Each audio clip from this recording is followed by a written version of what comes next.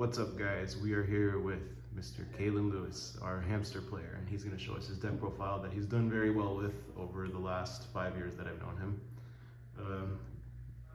Yeah, let's get into it. Hello everyone, name's Calen, usually go by the hamster among the crew. I will say this, most of my tops with hamsters are in V, but I had this premium list. It's been since the beginning of the V format and premium. Didn't matter. I played it when everybody says it's the worst deck possible. I'll go over the grade 0s, 1s, 2s, 3s, and the stride zone and discuss how my list differs from the budget list, but they're very identical. It's like a 5-card difference, maybe 6. But yeah, let's get to it. So first up is the starter. It doesn't matter which one, as long as it's a V starter, do the thing. Next, it's 3 heal guardians and 1 automatism koala, because you want the counter charge potential off of this, and that's just self-explanatory. 4 stride crits, because they're very important and you want to be able to stride, and you do pitch some of your cards for things. And then I play 3 Pawn Belly. The budget deck says Curious Pony, but this will be an immediate upgrade you go for, is this. I'll explain why it's 3 Pawn Belly, because I play 4 Cable Sheep. Now, as you can tell by the Cable Sheep, I don't have Elementaria if I'm playing 4 of them. That's because the deck space is so tight, and I'll explain that a bit later. But if you feel frisky, you can play 3 just to do that. Just to like be able to have this and try to find the space for the Elementaria. But that's up to your personal preference. But it's 3 Pawn Belly, 4 Cable Sheep, and it's just a blessed favor. It's the Stoicheia Overtrigger. It's the simplest one. I tried the red Cray Elemental OT. It does well, but you want the crit pressure more than anything because you have enough restanders. So that's the grade 0s. Grade 1s. Primary grade 1 you always want to see to ride is Hamyuki. It's also a form of counter charge in the deck. Like, it gets you the grade 1 that will get you the grade 2. If all you see is this in your hand, you're grade 3, you're still golden because it doesn't matter what else you're doing. Obviously, the card we search for off of Hamyuki, grade 1 Pencil Squire Hamsuke. Read the card, explains the card, sufficient. It's just really good. And going second, you ride this, get this, and you just start swinging at your opponent. You go for the fences as fast as possible. 2 Label Pangolin, because it's a countercharge engine inside of battle phase, and you kind of want that. There was a long time I would never cut this down to 2, but when the format started shifting where I needed to play Honolly, it got cut to 2 because I needed to play the Honolys. But yeah, in the budget list it says Mini Belly. Honolys are actually optional. You don't need to play it. It's just there for decks you know that have more multi-attack than you want to deal with, but they can't and they can't disrupt it. So you just want the Honolys there for that. Otherwise, they're interchangeable. You can just keep playing the Mini Bellies because they help search for your grade 3s. Grade 2s, 4 Pencil Knight Hamsuke. You want to make sure this is always your grade 2 ride, no matter how the game is going. You'll swing for 14, hits over force numbers by itself, no issues. Then we play 4 Crayon Tiger. Self-explanatory, restanders, draw cards. You want to try to keep them on the board as much as you can, if you can, and that's fine. And then my favorite card of the deck, the grade 2 variant of Mechanical Pencil Hammy. She is literally my favorite card. I built this deck for her as a card, and that's why I love hamsters in general, is she started. The whole goal of this card is you got hamsters in drop, and you got her and she can't get removed. You're going to restand her and swing her a bunch of times because you're passing power around. That is the whole point of the deck. You want to make the numbers and just keep passing power. Grade 3s. 4 regular Hamsuke. Pencil Hero Hamsuke. Make 2 Excel circles as long as you got the grade 1, grade 2 in Soul. Very explanatory, and you superior call a copy of them. 2 Hamden.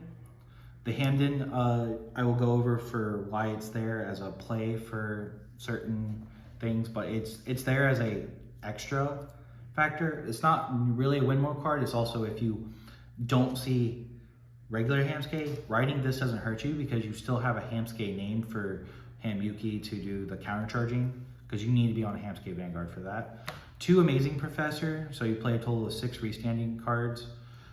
Amazing Professor is very self-explanatory, just the restand. And then Angel Ladder. The card I have to play over Elementaria because Elementaria has less niche setups in my opinion. And right now, for how hand trappy the format has been, and going forward with the ban list, with Narukami coming back, you want Angel Ladder. You desperately want Angel Ladder over Elementaria. So like you only get screwed over decks that like make it harder to guard with PGs from hand with out Elementaria. So Angel Ladder is still fine. Now on to the G Zone. 1 Harmonics. 1 Wisdom Teller Dragon. This is the superior stride for Big Belly, and yes, I don't play that, but this at 1 is fine because you don't have to do the superior stride thing to get the on-hit effect. It's just a good first stride if you don't have a great hand, but you can hurt them some, but you can farm cards. Like, depending on the matchup, and you didn't get them in a good rush of like putting them at higher, around 3 damage by the time you go to grade 3 and you can stride, you go into this card just to let yourself farm a few draws. 2 Bolero. I know the deck list on the budget says 3. 3 is still fine. 2 is what I play at. 2 Mana Garment Aurum. This deck you don't want to play less than 2 Aurum. It's not like you're going to go into it. It's just you want it flipped because on your kill turns, you're going to be soul blasting to call at least 2 more cards, like a full Cray Tire column when you're going for it. But that's at 2. 1 Chipticom, primarily one of your kill turn strides besides Ball Earl, and it's self-explanatory in ways. This deck already doesn't have a problem with decking out because she puts cards back to the bottom of the deck and Yuki puts cards back to the bottom of the deck. So this is just a, let me start flipping my cards in my G zone and start really hurting you with numbers. And then 1 Caladrius. I opt to say we should play 2. Right now I only have it at 1 because there's the goal for, I've designed this deck for right now. You first try Caladrius as long as you have, and this is where I'll go over a combo thing real quick. As long as you have one, you need this and or this in hand and 2 restanders. It doesn't matter because you just need either or of these. If you have both of these, then it doesn't matter how your grade 3 rad goes because you're going to, most of the time, you're going to successfully get to search this. And if you only have this in hand, you put this on Excel circle, you put her on the other Excel circle, you're on Caladrius, you have 2 restanders, and you have 3 counterblasts. Your goal is to make sure you have 3 counterblasts. You swing this, you buff him up, and you swing him for 31. And yeah, Caladrius' effect is live, so you'll restand him for the guard restrict and swing him 3 more times. The other option is if you have both of these cards, you don't care about this. You play this on an Excel circle, you play her right on top of him because you're going to wherever he's at, he's getting called over. So it fuels a hamster and drop. And you're going to activate his effect and give them both +10. So then 37 on her swing, 37 on his swing. And it doesn't matter. So you get a higher number value for his restand, and then yeah, 2 restanders, cool. Bump, bump. It's as simple as that. The combo gets more convoluted depending on like what you can hit off your triggers. But your goal is to try to kill on Caladrius as a first try. If you don't, you go Caladrius, and like if you either hurt them enough or they can't hurt you, and if you saw G-Guard heals in your hand, you'll just go Ball Earl or Chipticom second stride. That's all you ever actually do. I run a Fernagus because instead of the second Caladrius. Fernagus is a cool card to upgrade with. It's just you can play it, and it's only there for the Link Joker matchup because it lets you like farm cards, soul charge, counter charge. It's just there to help. Another interesting thing about the deck is I'm playing Seabreeze because it actually came up in Tampa where I was having to grade 2 game with another deck that doesn't play superior striding. And that's the important part about these crest decks now. If they can't get the going second to first stride and you're fighting for first stride yourself, but they give you the damage, Sea Breeze is still a good card, depending on if you see Penguin, Hamuki, and all the other stuff. You don't care because you can still kill on a Sea Breeze if you grade 2 games yourself right. On to G guards. One Almirage. It's one of the only ways we battle trick out Honley if it's in our hand. Generally gives it resist. There's a few things that get around it, like Peachon and Marshall's list gets around it still, so it doesn't matter, but it's still good. I have a fond memory of actually doing that to a Gold Paladin player. He was so salty. It was fun, but he was a cool guy. We played 2 of the Lottery G guard because I do miss Spangled. That I'll just say that. This card is good because you either get a 20k shield or a PG. And then 2 Sandkalpas because you are still wiping your board, and the Sandkalpas draw you cards. And like, it's as simple as that. Is you have enough Excel circles, you have enough open rear guards, you just target something there, draw a card. Even if you can't target something, he'll still get the power boost. You just don't draw anything. And then the last G guard is an Ardillo, but you can still just play Kundalini. Ardillo is just a free extra 10k shield on it. That's about it. But as said, the easy upgrades are you can drop either Balrog for a Finnegas or a second Caladrius, but besides that, the deck doesn't change too much off of that. And for G guards, I think we're missing the Almirage and the Ardillo in the list.